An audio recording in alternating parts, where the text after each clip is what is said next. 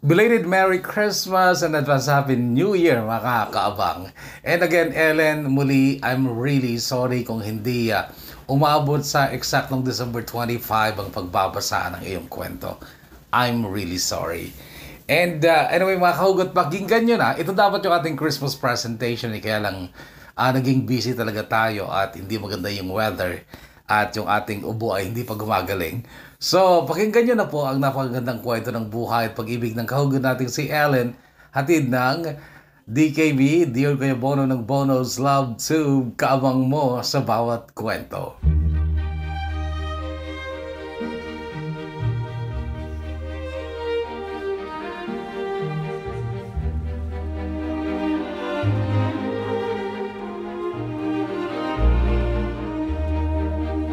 Dear Kuya Bono, noong high school ako ay nag-diary ako. Hanggang ngayon buo pa ang diary kong yon, pero karamihan sa mga taong involved sa mga kwento sa diary ko ay hindi ko na matandaan dahil gumamit ako ng mga codes noon bilang pamalit sa mga totoong pangalan nila. Pati pangalan ng ilang lugar ay pinalitan ko ng code. Bakit? Kasi ang aking ate na panganay ay masyadong pakialamera noon at walang naitatago sa kanya. Ang fear ko noon baka makita niya ang diary ko, basahin niya. Well, at least kapag nangyari yon ay hindi niya makikilala ang mga taong nasa diary ko kasi nga naka-code ang mga pangalan nila. Pero may isang tao sa diary ko, ang code niya ay Choco kasi maitim siya. As in brown na brown ang balat niya at isa siya sa mga naging super crush ko noon. Noon lang yon, ngayon ay wala na siyang dating sa akin. Anyways, kaya ko lang naman nabanggit ang tungkol sa diary ay dahil last year, December 2023 ay muli kong naisipang mag-diary. Sa huling 7 araw ko sa Islamabad, Pakistan, kung saan ako nagtrabaho as an English teacher. Naisipan kong i-document ang last 7 days ko doon kasi mixed emotions ako. Gustong-gusto ko nang umuwi ng Pinas pero sobrang nalulungkot din kasi iiwan ko na ang Islamabad at hindi na ako babalik. While may chance naman sana makabalik pa pero kailangan kong lumipat sa ibang school which is hindi ko sure kung magugustuhan ko din ang lilipatan ko pati ang place kung saan ako titira. Sa Beacon House kasi, school kung saan ako nagtrabaho ay maayos talaga. Pati ang accommodation namin ay hindi mo mapipintasan. Ang fear ko kung lilipat ako sa ibang international school ay panibagong adjustments na naman sa parehong school at lugar kung saan titira. Take note that Pakistan is a Muslim country at iba ang kultura nila. Mas nangingibabaw ang takot ko noon sa lugar kung saan titira kasi baka malayo sa school at magulong neighborhood ang mapuntahan ko. Unlike sa Beacon House na likod lang ng school ang accommodation building ng teachers and staff. As in paglabas mo sa gate sa likod, tatawid ka lang ng kalsada, papasok ka na sa building ng accommodation. In short, I was safe and happy sa mahigit 3 taon kong pagtuturo sa Beacon House.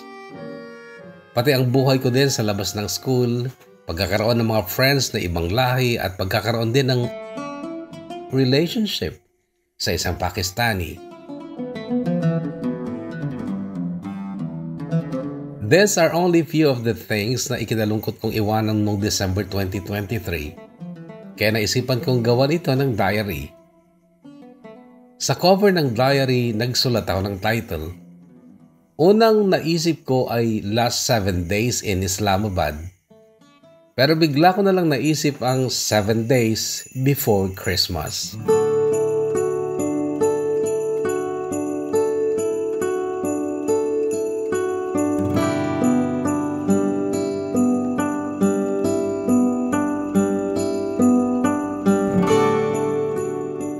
That year, 2023, totoong namimiss ko ang masayang Pasko. Kasi 3 taon na malungkot ang Pasko ko, lalo na ang Christmas noong 2018. Yun ang Paskong walang kasing lungkot. Ang bigat sa dibdib at sa halip na Christmas carols ang maririnig sa bahay ay ang aking paghikbi at paghagulgol dahil sa pagkawala ni David.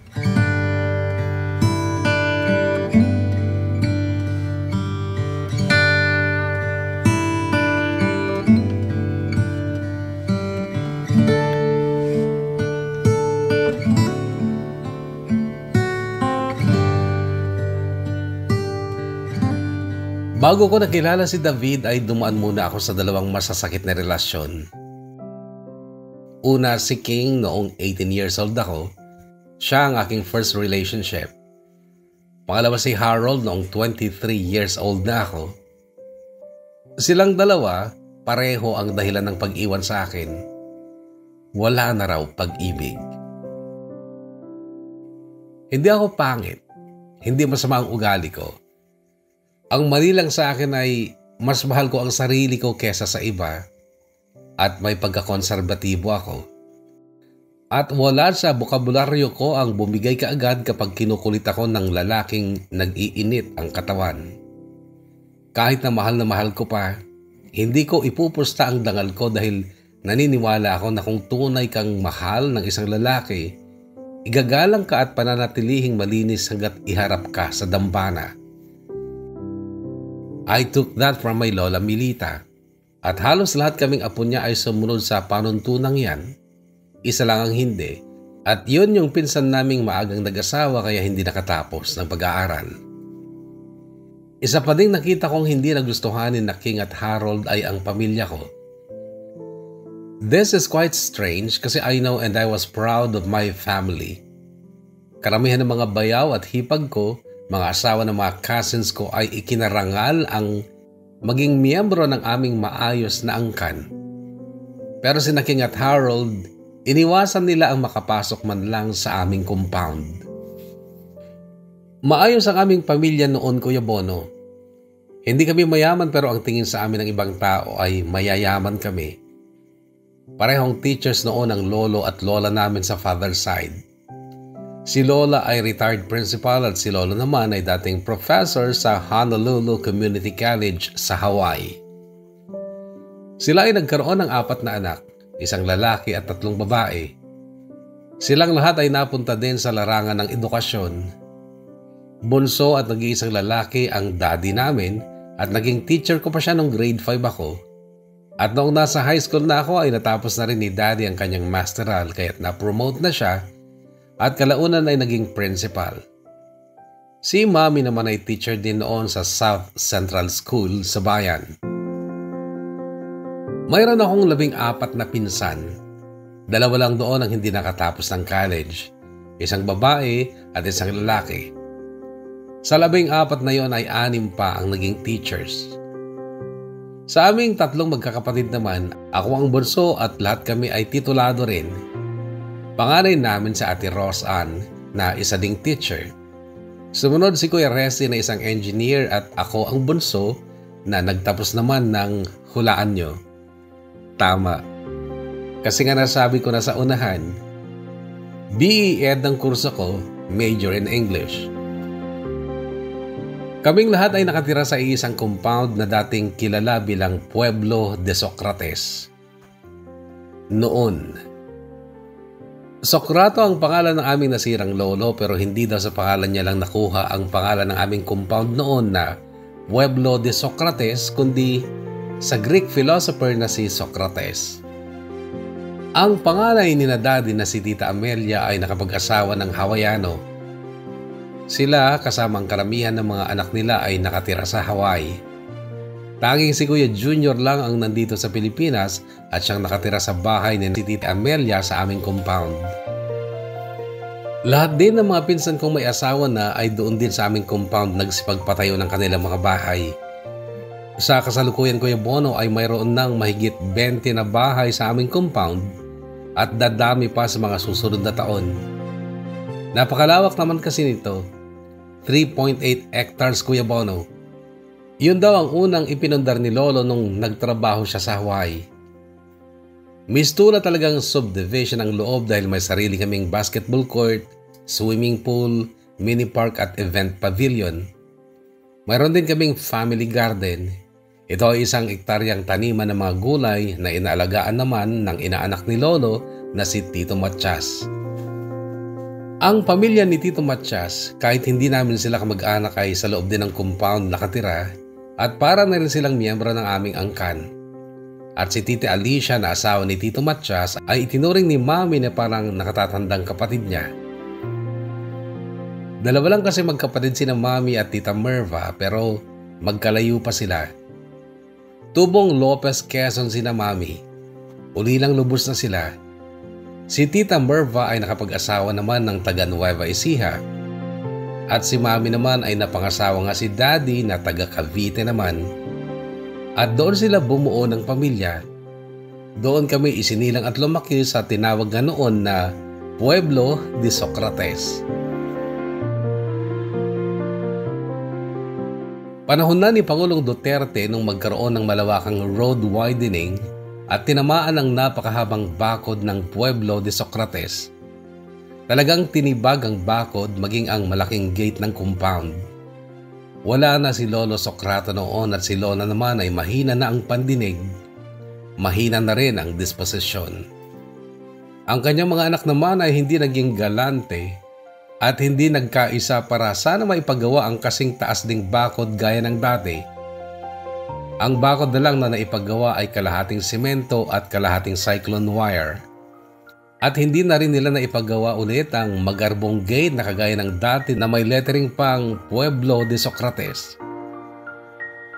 Marami nang nabago at nakakalungkot na maging ang relasyon ng bawat pamilya sa loob ay nagbago na rin. At ang magandang kwento tungkol sa Pueblo de Socrates ay nananatili na lang na alaala sa aming may mga kamalayan na noong panahong masigla at maayos pa ang lahat.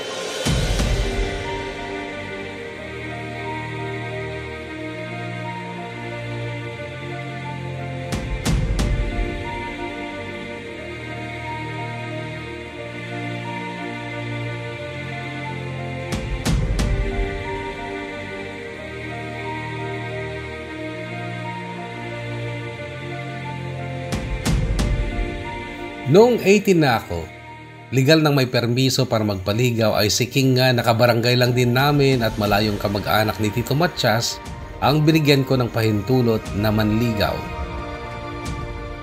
Kilala din ni Mami at Daddy ang mga magulang ni King kaya approve si King sa kanila. Pero kung bakit si King ay hindi ko makumbinsing pumasok sa bakuran ng pueblo noon, ni minsan ay hindi niya ako pinaunlakan kahit noong sinagot ko na siya. Binibiro-biro lang ako noon. Baka daw dumugo ang ilong niya kapag in-interview siya ni Mami o ni Lola. Inglesera kasi si Mami at alam ni King yon. Pero ang totoo palang dahilan ay hindi talaga seryoso sa King sa akin. 7 buwan lang naging kami. Nakipag-break nung napipressure na sa akin dahil sa lagi kong pagpipilit sa kanya na magpakita naman sa pamilya ko. Pero ang dahilan niya, wala na daw siyang nararamdamang pag-ibig at may iba na siyang gusto. Masakit pero hindi gaano kasi 7 months lang naman kami. Gayon pa man ay naging lesson sa akin yon na huwag basta-basta pumatol kahit na matagal mo ng gusto. Kaya nga ang sumunod na boyfriend ko ay sinagot ko noong nagtuturo na rin ako. 23 years old na ako noon at ako ang pinakabagong teacher sa private school sa bayan. Siya naman si Harold na bago ring pulis noon. Gwapo si Harold, Kuya Bono. Hindi ganoon katalino pero naipasa niya ang board exam at training kaya naging pulis. Kababayan ko lang din siya pero malayo ang barangay nila. Siya yung talagang minahal ko ng sobra-sobra, Kuya Bono. Para kasing siya ang katuparan ng pantasya ko sa isang boyfriend. Gwapo, matangkad at lalaking-lalaki. Brusko pero mabait at magalang. Sikat siya sa aming bayan at sumikat din ako syempre dahil tuwing hapon ay hinahatid niya ako, angkas ako ng kanyang motorsiklo. Pero hanggang gate lang siya kapag hinahatid ako. Panay din ang tanggi noon kapag aayain kong pumasok at mag-hi man lang sa mami or sa lola ko. At parang normal yata kay Harold na nagagalaw niya ang lahat ng kanyang nagiging girlfriends. Isang linggo mula noong sagutin ko siya ay nagtangka na siyang sumagpang. Natural tumanggi ako. Nagtampo, nanlamig ng ilang linggo pero parang Napagtanto niyang siya ang mali kaya't nanumbalik din yung dati. Isang hapon ay nakita ko siya sa labas ng gate ng school at naging okay ulit kami. Tuwing Sabado at Linggo ay angkas-angkas niya ako at kung saan-saan kami nakakarating. Noong mga panahong yun, Kuya Bono, ay halos si Harold na lang ang mundo ko. Kahit nagtuturo ako, siya ang laman ng isip ko at nasasabik lagi ako sa kanya. Tumagal naman kami ng 1 taon at 2 buwan, 14 months, bago umugong ang chismis sa mga kaguruan ko na may ibang nilalambutsing si Harold. Natural ay kinumpronta ko siya at si Uto, kaagad namang umamin at sinabi pang mabuti daw na maghiwalay na lang kami dahil wala na rin daw siyang pag-ibig para sa akin. Na kay Ana Marina daw ang kanyang puso.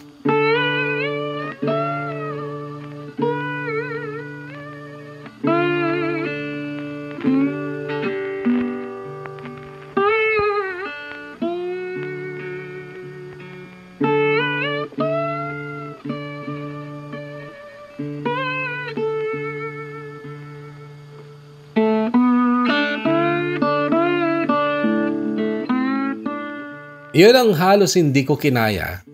As in, gumuho ang mundo ko nung iwanan ako ni Harold. Saksi ang mami ko sa lahat ng paghihirap ko, lahat ng iyak ko. Nagtry pa si mami na kausapin si Harold pero sinampal lang siya ni Harold ng katotohanan ng buntis na si Ana Marie at siya ang ama.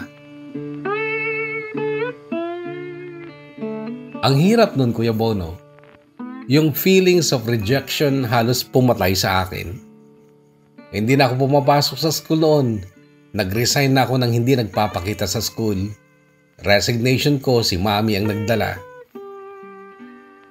My cousins, pati ibang tita ko dinadamayan ako pero sa totoo lang, walang nakatulong sa akin. Walang nakapagpagaan sa kalooban ko. Madalas ay nagiging cause pa nga sila ng pagsama ng loob ko dahil sa mga tanong at kadaldalan nila. Akala ko kasi si Harold na talagang mapapangasawa ko. Nasabi ko kasi noon sa pinsan ko. Kasi 25 na ako noon, 3 years na lang ay mag-aasawa na ako. 28 years old kasi ang ideal age ko para mag-asawa. Tapos maririnig ko sa isang pinsan ko ang salitang, grabe naman si Harold, no? 3 years na lang, hindi pa nakatagal. Yung pinsan kong mahilig mag-design ng gown, ang tirada naman niya ay, may naisip na nga akong design para sa trahe de boda mo sana, insan eh. Isang tita ko naman, si Tita Carla. Ay nako pamangkin, lalaki lang yan. Move on. Marami pa dyan, basta't huwag ka na lang maghahangad ng kasing gwapo ni Harold dahil baka mahirapan ka na. Dumating sa point na natutunan ko pa ngang matulog kahit pinipilat ko lang ang katawan kong matulog kasi kapag andyan na mga pinsan ko, nagtutulog-tulugan ako kasi mas gusto ko lang mag-isa kesa makasama at makakwentuhan sila. Pinupuwersa ko ang sarili ko noon na matulog at nakakatulog naman ako. Until nag-decide si Mami na magbakasyon muna ako kina Tita Merva sa Nueva Ecija. Sila ni Daddy ang naghatid sa akin. First time ko makita ang lugar ni na Tita Merva at noon pa lang ay nasabi ko na noon na once na nakasundo ko ang mga pinsan ko, siguradong mai-enjoy ko ang bakasyon ko at makaka-move on ako. At ito nga ay nangyari, Kuya Bono. At yung sinabi ni Tita Carla na wag na daw ako maghangad ng kasing gwapo ni Harold, mas gwapo pa si David na ipinalit ko sa kanya. Mas macho, mas mabait, at may talent pa sa musika. Member siya ng banda, Kuya Bono. Hindi banda na rockista kundi marching band. Yung tumutugtog sa mga parada at prosesyon. Ang kanyang instrumento ay alto saxophone. Hello, naranasan ko kayang maharalan ng kanilang banda. Hindi buong banda kundi mga kaibigan at mga pinsan niya. At maganda pa rin ang tugtog ng Kundiman song na yon na kanilang tinugtog noon. Kundiman song pero nasayaw ni Klein at Haya sa steps na moderno.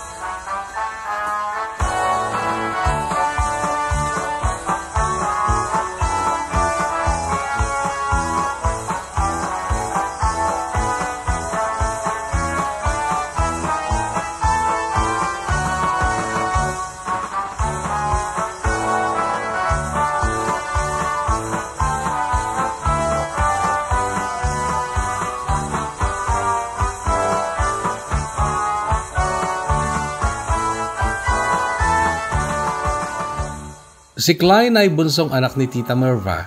Isa siyang bakla at siya lang noon ang kasama ni na Tita Merva at Tito Pogi sa kanilang bahay dahil ang ibang anak nila ay nag-asawa na at yung iba ay nagsisipag-aral sa Maynila. Mas bata si Klein sa akin ng 2 taon, while ang best friend niyang si Haya ay ka-age ko, ka-birthday ko pa. Silang dalawa ay radical o yung kabaliktaran ng conservative. Sa madaling salita, malalandi sila. Lagi silang masaya, lagi silang tumatawa, at unang gabi ko pa lang sa bahay ni Tita Merva, pinagsabihan niya na ako, "Huwag kang sasama sa dalawang yan." Sinunod ko si Tita. Hindi nga ako sumasama sa kanila pero sa tuwing nasa bahay sila ni Tita ay nakakasama ko sila. Nakakakwentuhan at sa totoo lang, yung vibes na dala nila ay nakatulong sa akin para hindi maasiwa sa mga unang araw ko doon. Oo, malalandi sila. Malalaswa ang mga bibig nila lalo na kapag hindi nakaharap si Tita. Nung una, nasashock din ako sa mga salita nila lalo na kung tungkol sa lalaki ang topic. Si Haya ay totoong babae pero para din siyang bakla kung magsalita at mag-isip. Minsan nga kapag pinagtitripan siya ni Klein, tinatawag siyang Haya, Tihaya.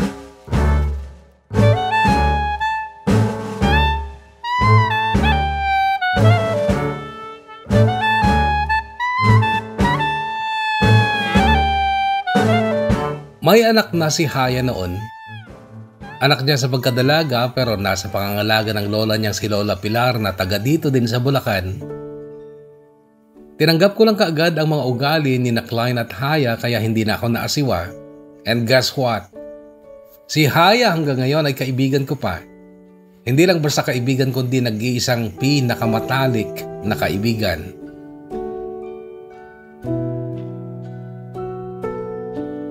Nakilala ko kasi siyang mabuti. Sa likod pala ng pagiging malande, lukaret, easy-go-lucky ay isang mabait, mapagmahal, sincere, loyal at sensitive na kaibigan.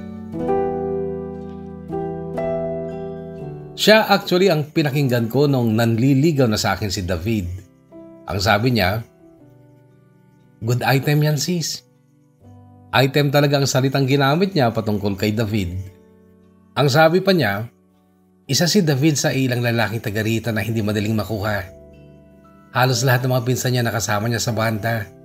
Dumaan na sa amin ni Klein pero yung si David, may respeto yan sa sarili niya kaya kahit anong akit at landi ang ginawa namin, hindi kami nagwagi. Kaya kung gusto mo siya, Ellen, sagutin mo na. Maniwala ka sa akin. Makakatulong siya para makalimot ka dun sa ex mong pulis.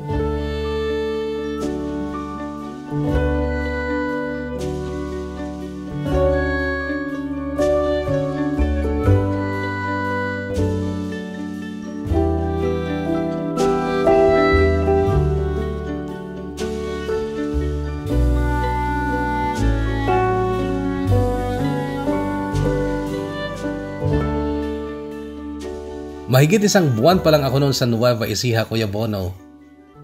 Nagka-jowa na nga ako dahil sinagot ko na si David. Siya ang unang lalaki na nanligaw sa akin ng ganun lang kaiksi. Kaya yung mga araw na kami na ay mga araw pa lang din na unti-unti kong pagkilala sa totoong pagkatao niya. Isa lang ang kapintasan niyang nakita ko, Kuya Bono. Bobo siya sa English, yun lang. Tapos siya ng college. Criminology din ang tinapos pero hindi nakakapasa sa 3 magkakasunod na taon ng pagkuha ng board exam kaya naghihintay na lang siya noon sa resulta ng pag-a-apply niya sa Philippine Army.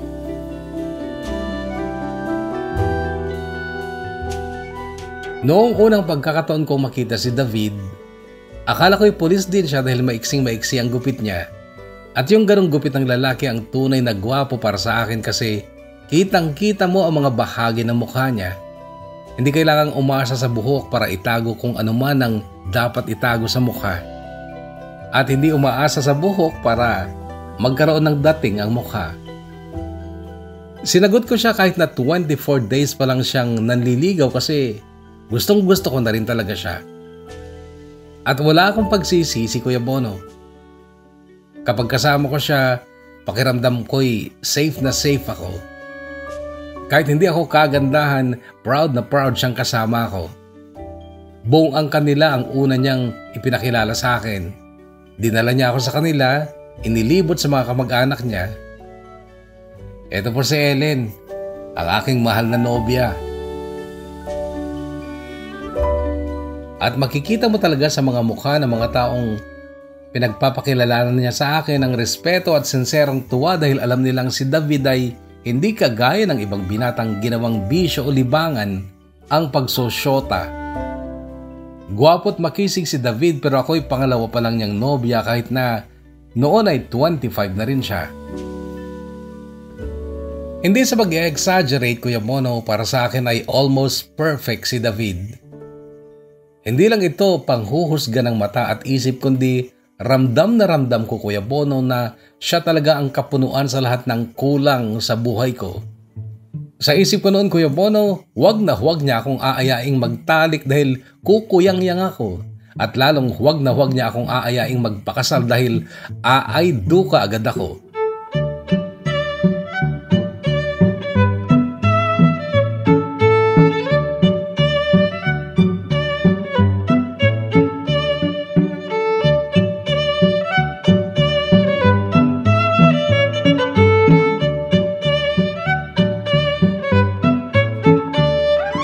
Kaya lang ay pumasok muna sa army si David at ako naman ay pumasok sa isang private school sa bayan nila.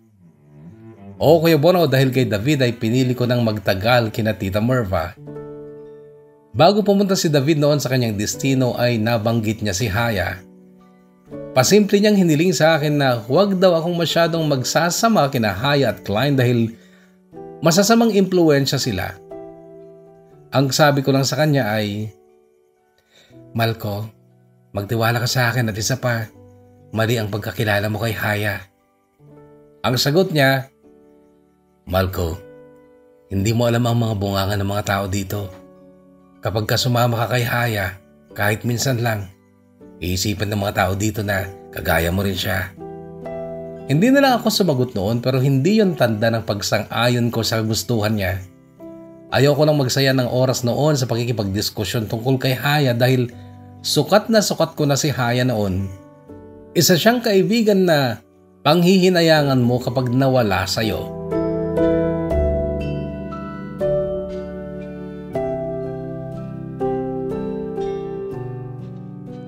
Noong magsimula ang Christmas break ng 2016, isinama ko sina Klein at Haya sa pag-uwi sa amin sa Cavite pero kinausap kami ni Tita Merva. Kayong dalawa, Klein at Haya, umayos kayo dun ha? Yang kalandian ninyong dalawa, iwanan nyo dito sa Nueva Ecija. Doon, konserbatibo sila. Hindi uubra ang gawin nyo doon, baka isipin nilang itong si Ellen ay kagaya nyo. Naunawaan nyo ba ako? Hindi sa ganun lang nagtapos ang bilin ni Tita Merva sa dalawa noon. Marami pa at naaawa ako sa kanila nung nasa amin na kami dahil para silang kuting na basa at kawawa. Halatang hindi sila nag-i-enjoy kaya hindi na ako nagtaka noong makaraan lang ng isang araw ay nagyaya na silang umuwi ng Nueva Ecija. Ako naman syempre ay magpapaiwan pa para makasama ko pa ang mami at daddy ko pero hindi sila pumayag na umuwing sila lang. Pinilit akong bumalik din ng Nueva Ecija. Yun pala Kuya Bono ay may sorpresa sila sa akin. Kinagabihan ng araw na yon, kararating lang namin ay may nangaroling.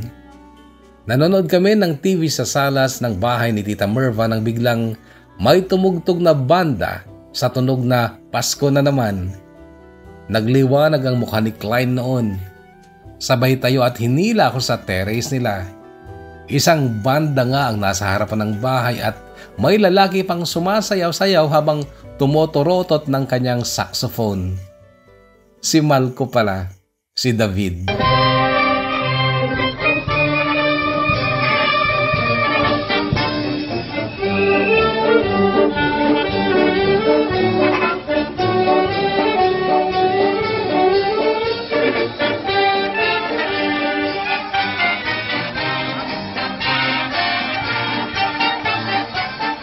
Sorpresa yan para sa akin dahil alam ko ay hindi siya pinayagang makapagbakasyon. Pero naroon siya at kaysayang tumutugtog habang walang alis ang tingin ng mga mata sa akin. Noong Christmas vacation na yun din, nangyari ang walang sapilitang pagkakaloob ko ng aking pagkababae kay David. Siya pa ang nalungkot pagkatapos namin. Iyakap-yakap ako at panay ang paumanhin. Kung pwede lang daw sana na pakasalan niya na ako ay gagawin niya na, kaso maiksi lang daw ang bakasyon niya. Nangako siya na susunod na bakasyon niya, Kuya Bono, magpapakasal na kami. Kahit daw masabay sa Pasko ang kasal. Okay lang daw ba sa akin? Ako naman ang sabi ko, huwag naman isabay sa Pasko. Sumunod na taon, Christmas break ulit, ay nakaplano na ang pagdating ni na Mami at Daddy para kina Tita Merva na lang mamamanhikan ng pamilya ni David, pero hindi yun nangyari dahil ilang araw bago magpasko ay naambush ang grupo ni na David at siya ay isa sa mga namatay. Feeling ko noon, Kuya Bono, nag-block out na rin ang buhay ko. Gusto ko noon sana mawalan ako ng malay at hindi na muling magkamalay pa. Yun ang gusto kong mangyari noon dahil wala akong lakas para harapin ang katotohanan ng wala na si Malco. Wala na si David.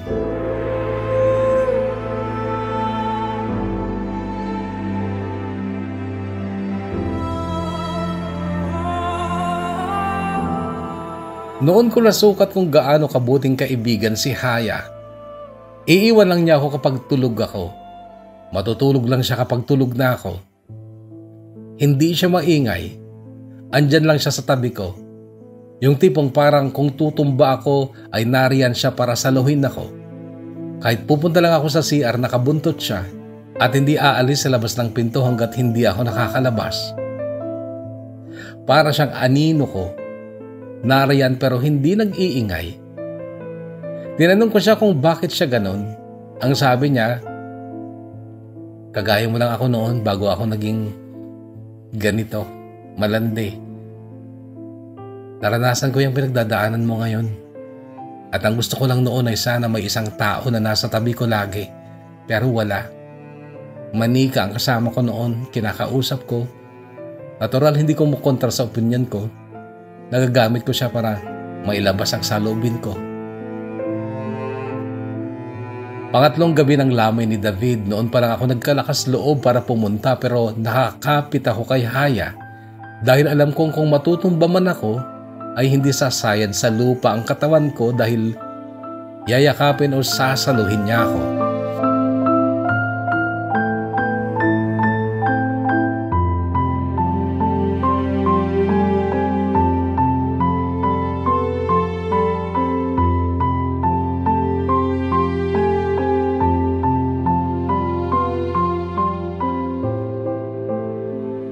Hindi ako sumama kina Mami pa uwi ng Cavite nung dumating sila upang makipaglibing kay David.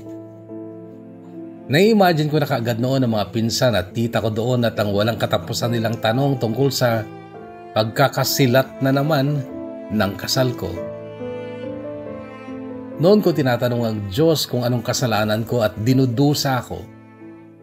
Pero noon palang tahasang nagsalita o kumontra sa akin si Haya. Ang sabi niya, naging Diyos pa siya kung dudusahin ka niya na wala kang kasalanan. Ano siya? Masokistang Diyos.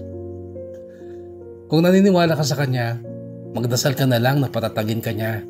At Ellen, naniniwala ako na dati nang nakasulat ang kwento natin eh. Kaya lilipas din lahat ng ito at may susunod na namang kabanata. Ngayon, simulan na lang natin ng maaga ang susunod na kabanata ng buhay mo. Sumama ka sa akin sa Bulacan. Dalawin natin ang anak ko at ang lola ko at baka doon mapapadali ang pagtanggap mo ng nakaraan at maging handa ka ng harapin ng bukas.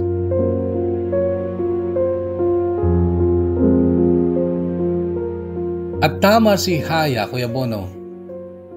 Nakilala ko sa Bulacan ang lalaking humilom sa sugutan kong puso nang hindi niya sinasadya.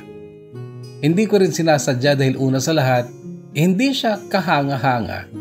Niwala siya sa kalingkingan ni King, Harold at David. Anyway, siya si Robin.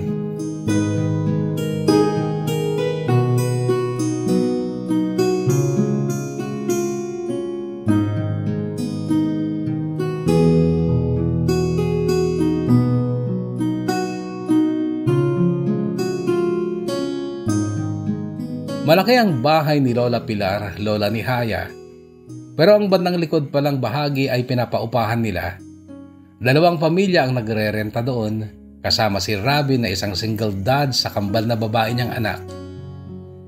Namatay ang ina ng mga bata nung isilang niya ang mga ito. Kasama ni Robin ang kanyang tatay na si Tatay Arias na isa na ring byudo. Hindi naman pangit si Robin pero naaaliw ako sa kanya dahil madalas ay nakikita ko siyang tinuturuan niya ang mga anak niya kung paano maging babaeng babae. Actually, unang pagkakataong makita ko si Robin, akala ko'y bakla siya kasi naka-duster siya. Yun pala ay kinailangan lang niyang isuot ang isang duster ng ina ng mga bata upang maayos na ma-demonstrate kung paano uupo o dudukwang kapag may bagay silang nahulog sa lupa at kailangang pulutin na hindi nasisilipan ng panty. E di, hinawakan muna ni Robin ang laylayan ng suot niyang duster. Tiniklop, inipit sa pagitan ng 2 tuhod niya, yung isang kamay niya ay tinakip pa niya sa kanyang dibdib. Tsaka palang umupo at patagilid para pulutin ang bagay na nahulog, then dahan-dahang tatayo. Sobrang tawa ko noon, Kuya Bono. Aliw na aliw ako kay Robin kaya't naitanong ko siya kay Haya pero hindi rin pala siya kilala ni Haya. Noong umalis daw kasi si Haya papuntang Nueva Ecija ay ibang pamilya pa ang nakatira sa unit na yon. Si Lola Pilar ang nagkwento sa akin ng tungkol kay Robin. Nagtatrabaho si Robin sa munisipyo. Dati daw ay nakatira sila sa bahay ng pamilya ng ina ng mga bata pero umalis sila dahil nagbago ang ugali ng magulang ng dati niyang kinakasama mula nang pumanaw ito. At isinisi pa kay Robin ang pagkawala ng ina ng mga bata. Hindi raw kasi napacheck up sa magaling na doktor nung nagbubuntis pa lang. Dahil sa pagbabago sa ugali ng mga lolo at lola ng kambal ay napilitin na lang silang mangubahan. Kalaunan, Kuya Bono, ay naging close kami ni Haya kay Robin. Dahil din kay Georgette na anak ni Haya na kaibigan at paboritong kalaro ni na Pressy at Mercy, mga anak ni Robin. Napakabait pala ni Robin at may pagkakomedyante pa. Talagang wala siyang hiya kung para sa kaibubuti ang gagawin niya at mahal na mahal niya ang kambal na anak niya. Isang araw ay tinanong ako ni Haya. 2 linggo na kami noon kay Lola Pilar. Babalik ka pa ba sa school mo sa Peñaranda? Hindi ako nakasagot. Sumabad si Robin. Dito ka na lang magturo. May kakilala akong may-ari ng private school. Ipapasok kita kung gusto mo. Pumayag ako, Kuya Bono, pero ang kondisyon ko ay hindi kami makikitira kina Lola Pilar. Marami kasi sila sa bahay nila. So nangupahan kami, 3 kami, si Haya at Georgette na anak niya ang kasama ko. At malapit lang sa school na nilipatan ko ang apartment na kinuha ko. Malapit lang din sa munisipyo kung saan nagtatrabaho si Robin. That time ay nasasaktan pa rin ako kapag naaalala ko si David pero hindi na ganun kasakit. Good vibes kapag kasama namin si Robin at alam ko na hindi pa naman ako in love sa kanya noon pero siya hayagan lang nagpapakita ng pag-ibig niya para sa akin pero sinasakyan ko lang. Isang araw, nagkabiroan kami. Ang sabi niya, kaya kitang pakasalan kahit sa simbahan, kahit anong araw na gusto mo. Ang sabi ko naman, sige nga.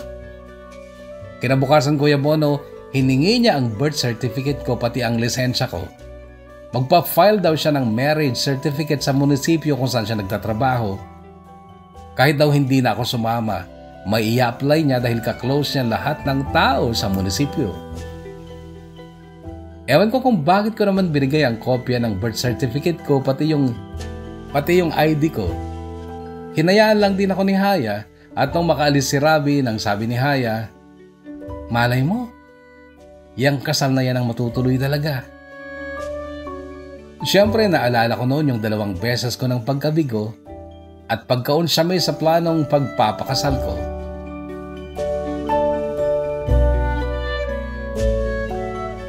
Pero ang marriage license na in-apply ni Robin ay hindi rin talaga nagamit dahil nakilala ko si Ate Venice na noon ay nagbakasyon lang galing ng Pakistan kung saan siya nagtuturo. Hiring daw sila ng English teacher na babae at kinagat ko kaagad. Biyahe kaagad kami sa agency sa Maynila at ang bilis lang Kuya Bono dahil dati naman na ako may passport. Yun yung part ng buhay ko Kuya Bono na halos lahat ng nangyayari ay hindi ko pinaplano. At hindi na talaga ako nagpaplano dahil saglit kong tinatak sa utak ko ang sinabi ni Haya na dati nang nakasulat ang kwento ng buhay natin, so what for na magplano ka kung hindi rin lang naman matutuloy. In less than 3 months, nakaalis ako. Si Robin noon ay kasama sa airport na naghatid sa akin. Nakangiti pero ang mga matay malungkot. Niyakap ko siya at hinagkan ko siya sa pisngi, pero lilinawin ko lang, hindi pa kami. Oo, nakapag-file siya ng marriage license pero hindi ko pa siya sinasagot noon kasi akala ko biro-biroan lang yon. Hindi pa rin naman nare-release ang marriage license nung umalis ako at saglit na nakapag-enjoy sa bagong mundo ko sa Islamabad, Pakistan. Saglit ka ako kasi December 2019 ako umalis. Noong sumunod na taon, 2020 ay pandemic na. At noon ay wala nang masaya.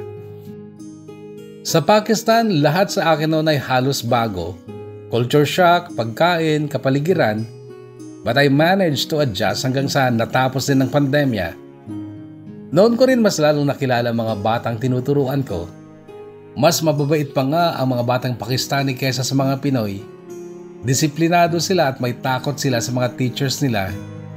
Language barrier lang talaga nung una ang problema kahit English din sila, iba naman ang accent nila. Then nakilala ko si Arjiv na staff sa registrar's office. Pakistani siya at gwapong-gwapo, lalo na kapag nakangiti. Dati na siya nakapagtrabaho sa Dubai at nagka-girlfriend din daw siya ng Pinay noon. Niligawan niya ako, Pinoy style. I realized na single naman ako kaya sinagot ko siya. Pero nung time na gusto niyang may mangyari sa amin, tumanggi ako. Kasi sa totoo lang ay natakot ako sa ng Pakistani. Kay David nga noon nasaktan ako sa Pakistani pa kaya. Naalala ko lang si Harold noon kay Arjiv. Parang sex lang ang habol nila. Nung manlamig siya, hinayaan ko na lang. Nag-focus na lang ako sa aking trabaho na sa totoo lang ay mataas naman ang kita Kuya Bono. Mas mataas pa nga sa sweldo ng Master Teacher 2 o Salary Grade 19 dito sa atin. At pwede pang tumaas depende sa performance kaya pinaghusayan ko na lang baka sakaling makaipon pa ako ng maraming pera bago umuwi ng Pilipinas.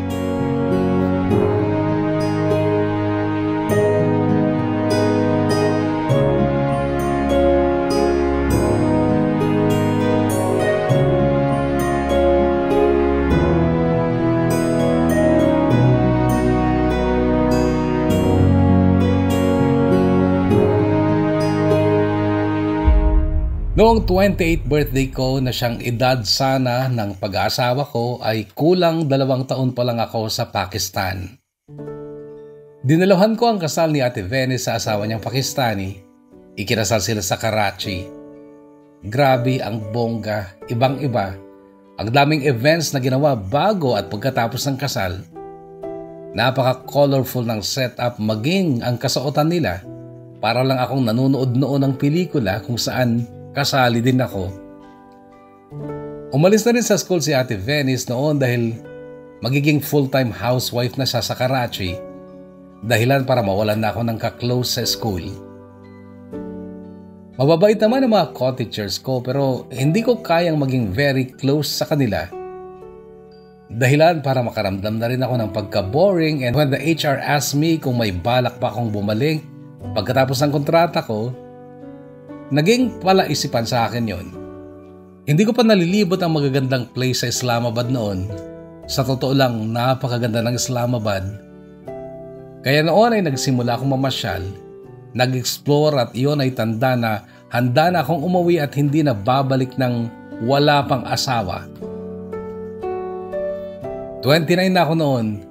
29 pa rin naman ako pag uwi ko pero definitely ay hindi ako magpapaabot ng 30 na wala pang asawa. Nagdaan ang pandemic sa Pakistan nung kararating ko lang. Noon ako mas natatakot kasi paano kung tinamaan ako ng virus, mamamatay akong dalaga. So noon, uuwi na lang ako at mag-aasawa na. At may naghihintay naman sa akin, di ba? Si Ravin, kahit hindi ko naman siya pinaghintay, ay naghihintay siya. May communication pa rin kami noon kahit noong nasa Pakistan na ako. Alam din nila ni Haya na nagka-jowa ako ng Pakistani, si Arjiv. At alam din nila ang rason ng breakup namin. Nagpatuloy pa rin sa paglalambing si Ravin sa chat, sa messenger. Hindi ko pa rin siya sinasagot noon pero nung malapit na akong umuwi, naobliga akong timbangin ang mga puntos kung bakit pwede ko siyang pakasalan. At sa totoo lang, Kuya Bono, ay mas maraming positive points kesa sa negative. 3 lang ang negative kay Ravin, Kuya Bono. Una, may mga anak na siya. Pangalawa, hindi nga siya gwapo. Pangatlo, hindi ko siya ganun kamahal.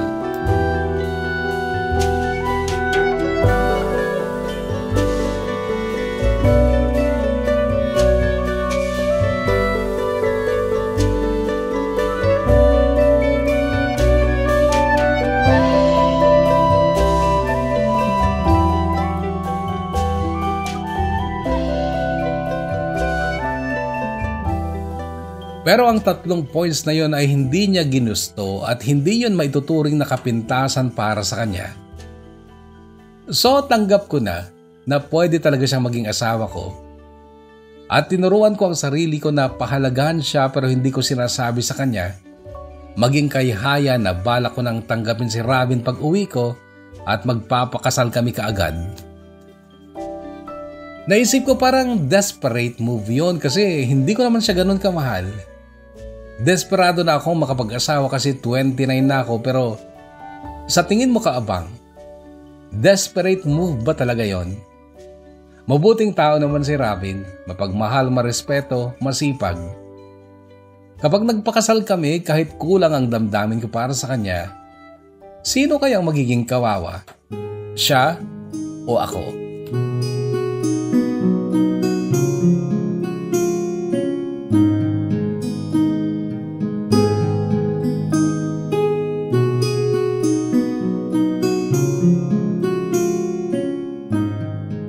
December 18, 7 days before Christmas, December 25 na siyang mismong araw ng arrival ko sa NAIA. Nakatatak yun sa aking plane ticket, 4:30 ng umaga.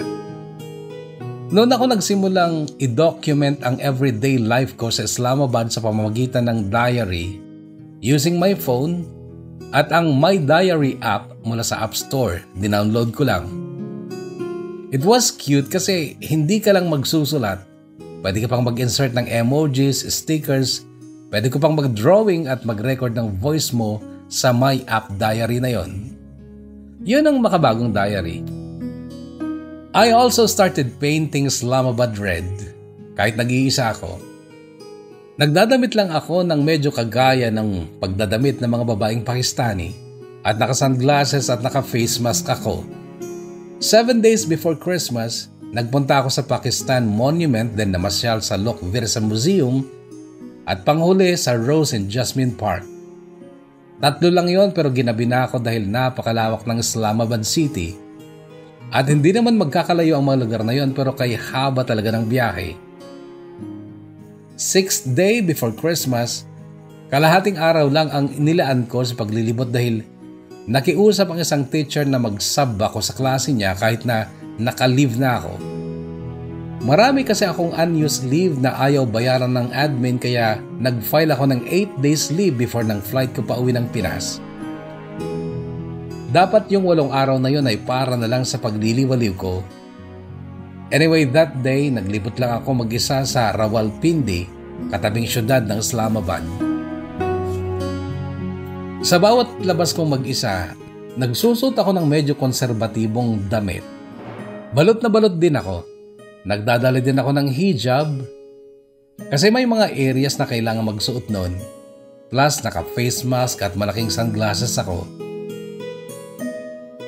Noong kami pa ni RJ, lagi niya akong inaaya sa Jinnah Park sa Rawalpindi pero hindi kami nagkakaroon ng chance. Na-curious lang ako kung anong klaseng park yon kaya nagpunta akong mag-isa. Hindi naman pala ganun kaganda. Ang haba pa ng nilakad ko. May nakita akong malaking McDonald's sa loob mismo ng park pero ang daming tao. Nag-decide akong maghintay malapit sa McDo, sa part ng park na maraming concrete bench at may mga palm trees doon. Noong nakaupo na ako ay naagaw ng pansin ko ang isang yellow and black na ibon na napakaingay sa itaas ng palm tree. Parang hindi siya mapakali. Palakad-lakad lang naman siya sa front ng palm tree or yung puno ng dahon ng palm tree. Yung parang sanga niya kung saan tumubo yung mga dahon niya. May part na parang siyang tumilaok ng napakatinis. Parang may tinatawag siya. Ewan ko kung bakit nakita ko ang sarili ko sa ibon na yun, Kuya Bono. Nag-iisa at parang nagmamakaawa na sana'y may dumating para samahan siya. Sabi ko noon, Lord, kung may darating na ibon dyan para samahan siya, gagamitin ko itong sign para asawahin na ang sino mang lalaking handa kong pakasalan. Although noon, si Robin na kaagad ang nasa isip ko kasi siya lang naman ang alam kong hanggang noon ay nag-aabang pa rin sa akin. Patuloy ang pag-iingay ng ibon na yon para talagang nagmamakaawa. Binuksan ko ang phone ko, Facebook, at nagbasa ng mga messages. At isa sa mga bagong message ay galing kay Robin. Ang sabi niya, 6 days na lang. Can't wait to see you. Wala akong balak replyan si Robin noon pero napalingon ako sa palm tree at nakita kong may kasama na ang ibon. Napangiti ako, sabay picture sa ibon. Nakangiti pa rin ako noong pinagmamasdan ko ang picture sa phone ko. Then naisipan ko mag-reply kay Robin. Ang sabi ko, Robin, handa ka pa rin bang pakasalan ako? Pagdating ko? Oo naman syempre. Bakit? Gusto mo na ba akong pakasalan? Yes, Robin, pero gusto ko sa Pasko mismo. 4:30 AM ang arrival ko sa NAIA, December 25. At pagdating ko dyan, gusto ko may pari na or pastor. Sure ka? Oo, Robin. Kaya mo ba? Oo. 6 days pa naman eh. Kaya ko yan. Wala akong hindi kakayanin basta para sa'yo.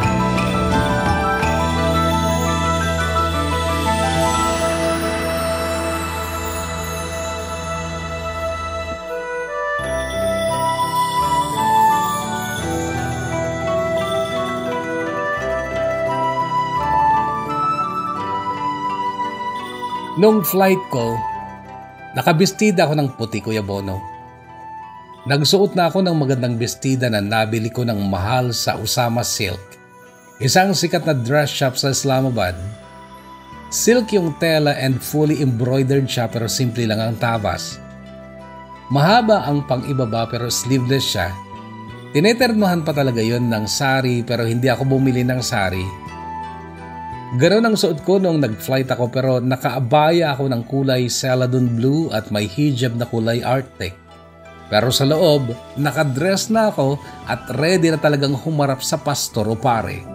Kung ano mang makuha ni Robin na magkakasal sa amin. Hindi ako nagtanong kina Robin or kay Haya ng tungkol sa paghahandang ginagawa nila. Kasi gusto kong masorpresa. Basta't ang nasabi ko lang kay Robin, huwag siyang gumastos ng malaki. Sabi ko pa nga, magrenta na lang siya ng tent. Ilagay sa gilid ng bahay ni Lola Pilar, lagyan ng konting bulaklak at maglatag ng carpet kung saan kami luluhod. Habang kinakasal ng pare, okay na. Yun lang ang nasabi ko. Noong nasa airport pa lang ako sa Islamabad, nag-chat ako kay Robin. Nagpicture pa ako na bahagya kong itinaas yung abaya ko kaya kita yung laylayan ng dress ko. Ang sabi ko sa kanya, bukas pagdating ko dyan, uhubarin ko lang itong abaya na to. Nakadress na ako.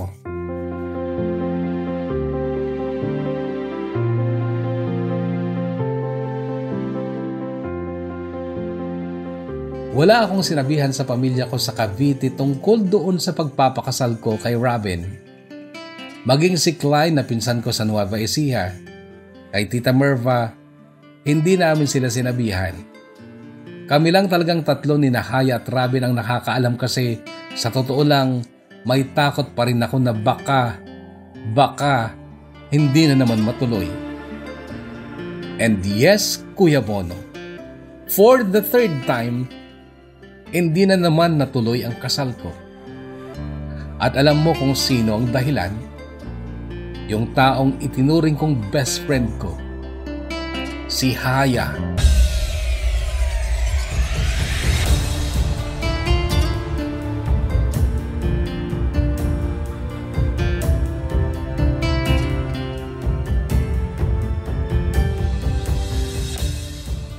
Sa naiya pa lang nung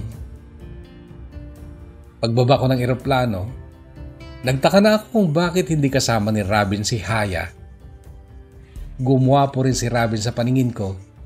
Para siyang bumata dahil wala na yung nakaumbok dati na tiyan niya at may mga muscles na siya. Kaya lang may hindi maipaliwanag na pagkalito at lungkot sa mga mata ni Robin at hindi ko yun pinatagal. Pagkasakay namin sa kotse niya, bago niya ito pinaandar palayo ng airport, inutusan ko siya magsalita. Pagod ka ba sa mga preparations o may problema ka? Tanong ko kasi hindi niya maitago sa akin yung pagkalito niya. Ang sagot niya, Ellen, hindi ako nakapag-prepare eh. Ha? Kailangan muna nating mag-usap-usap ni Haya.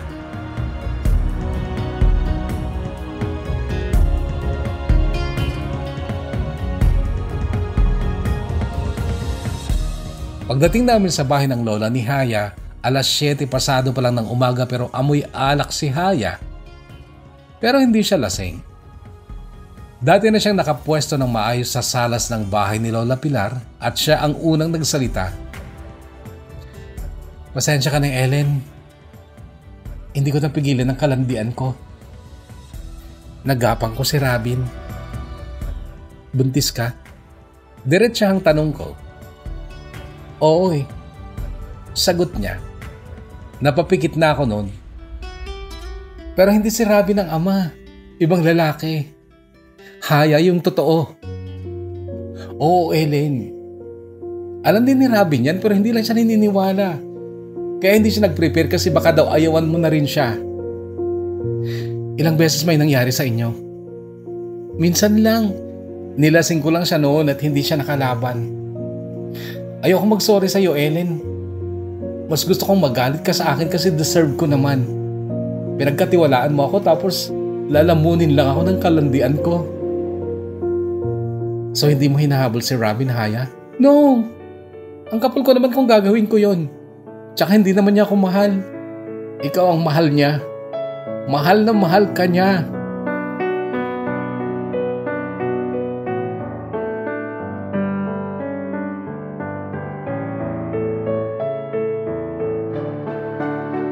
Hindi natuloy ang kasal ko nung araw na yun, Kuya Bono, pero natuloy nung sumunod na buwan doon mismo sa amin sa Cavite at medyo in grande. At si Haya pa rin syempre ang aking bridesmaid kahit na medyo halata na noon ang tiyan niya. Kaya lang hindi kami sa Cavite tumira kundi dito sa maliit na bayan ng DRT o Doña Remedios Trinidad dito rin sa Bulacan. Dati nang may bahay si Robin dito.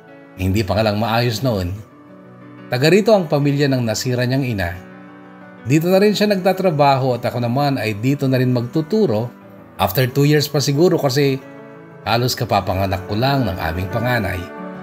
Kapiling din namin dito ang kambal at maging si Tatay Arias, ama ng asawa ko.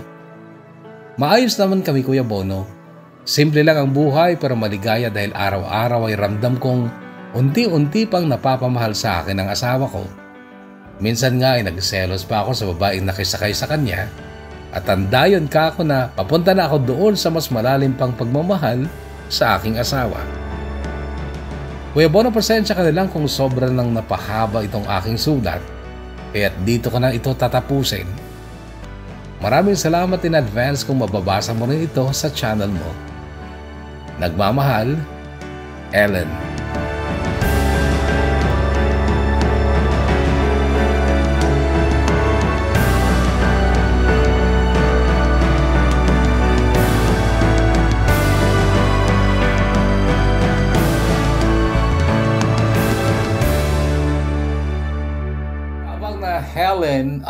Ellen, muli maraming salamat for sharing a beautiful story dito sa ating programa.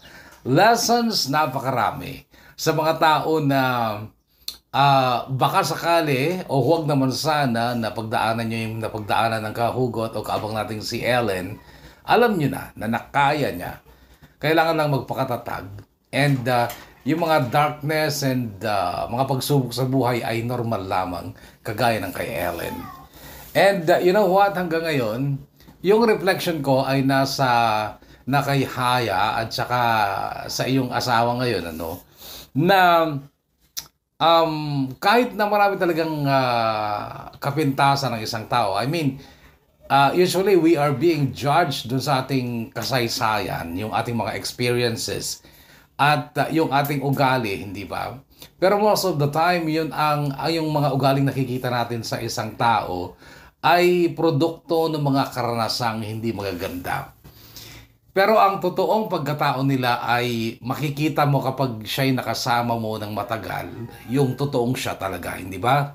Kagaya nga natin si Haya na nakitaan mo ng napakagandang mga ugali and hanggang ngayon ay best friend mo pa.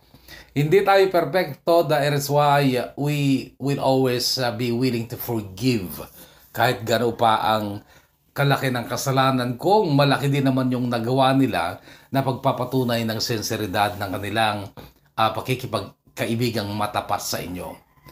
Ang tawag ng laman sa totoo lang kahugot ay isang bagay yan na mahirap talagang iwasan. That is why hindi ko pa rin ginajudge si Haya kung bakit nagawa niya yon sa Mr. mo noon. And yung pagkakatagpo naman ng makakasama sa buhay, isang tabi nyo na yung good looks, pati din yung history, yung mga nakaraang kasaysayan nila, mga nakaraang pagkakamali nila, ay pwede yung isang tabi because when they found you, maybe they're willing to change for the better para sa'yo. Napaganda ng kwento mo. Again, maraming salamat kahugot na Ellen and advance Happy New Year. God bless you and your family. At ngayon sa ating mga shoutout, first 25 tayo mga kahugot. Narito na. Shoutout to Ann, ganoon din kay Hossein Lagwa, Boss Ames, Ami Grace, I love you loves from Noel Esteban, Valerie Gasmin ng Amsterdam, shoutout to you. Belated happy birthday to Daiselin Ferrer, 23. Jessie Basig of Doha, Qatar from Solana, Cagayan. Shoutout din kay Albert N. Galuban of Alfonso Lista, Ifugao. Borquillo and Piñon family, shout sa inyo mula kay Gemelin Piñon ng Kowloon, Hong Kong. Pa-shoutout sa pinakamamahal kong si Joash Timothy na nasa Barcelona, Spain, mula naman kay Cathy Daria. Charmaine Pasilan of Hong Kong from Isabela, shoutout to you. Roselia, may God bless you too, Roselia. Shoutout sa mga taga-barracks dito sa St. Gregory, Cainta, Rizal from Udalaron 919. Shoutout din kay Daisy Almazan Alejandro of Saudi Arabia from Cagayan Valley. Shoutout also to Lilibet Balinsat Sabado of Minagbag, Quezon, Isabela. Shoutout din kay Jessica Sibaluka of Saudi Arabia from Cagayan Valley. Greet Command, Insan Brenda, ading ko Daisy Vina at sa family ko sa Bagao, family Peralta at Balacado, at sa Peña Blanca naman, family Latao from Daisy Latao of Hong Kong. Shoutout sa lahat ng taga General Balao Solana, ganun din ang mga ate ko sa Hong Kong, sina Ate Edith at Ate Lynn Sabado, and to Ate Diane Sabado in Japan from Jerwin Quaresma. Shoutout din kay Achilles Akio. Maraming salamat. Pa-shoutout po sa ate kong kaabang din, Janine Olipas at Jaya May Farinas, listening here in Mabalacat, Pampanga. Pagbati mula kay Jonadel Farinas of Gimba, Nueva Ecija. And shoutout to Jean Nicolas ng Homantin Plaza, Hong Kong. Shoutout sa lakay ko na si Onyok sa Japan from your bucket, Levelyn Flores ng Hong Kong. Jerome Mateo, shoutout to you. Shoutout to Moises de la Cruz in South Korea mula naman kay Ella Reyes Corcuera ng Ramon Isabela. Shoutout to Mariano E. de la Cruz families of Naganakan, Kawayan Isabela from Jennifer de la Cruz of Hong Kong. At panghuli, Marilu Romias of Saudi Arabia mula sa Ilocos Sur. Maraming salamat. First 25 yan kahugot, at para mapasali ka sa susunod na shoutout, agahan lang ang pag-comment sa susunod na kwento. Hanggang dito lang muna mga kahugot, and again, belated Merry Christmas and a Happy New Year. And stay healthy, stay safe, and God bless us all.